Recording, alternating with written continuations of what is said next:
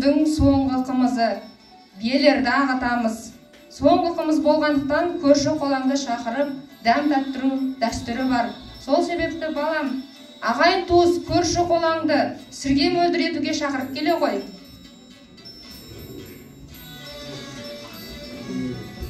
Ай келіндер, дастархан жайыңдар.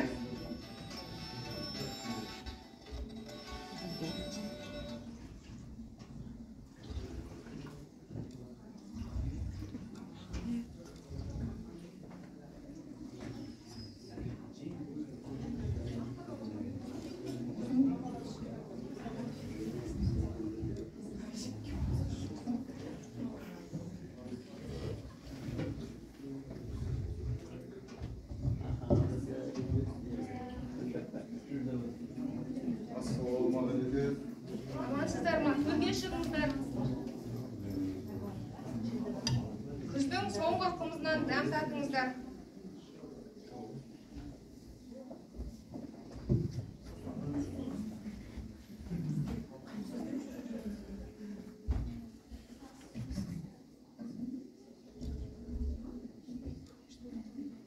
Ауылдарың қалай, аман есен ба?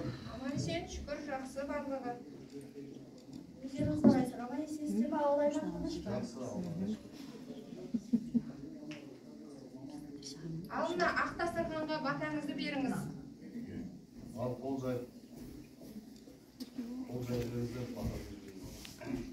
Дастарханың тоқ болсын, уайым қайғың жоқ болсын. Жарлы болсаң жасыма, бай болсаң тасыма. Бақ дәулет берсін басыңа, ғұмыр берсін жасыңа. Бәле жала жын шайтан жоламасын қасыңа. Иманның байлығын берсін, құт берекенің барлығы келсін. Бірлік берсін басыңа, береке берсін асыңа. Аумин.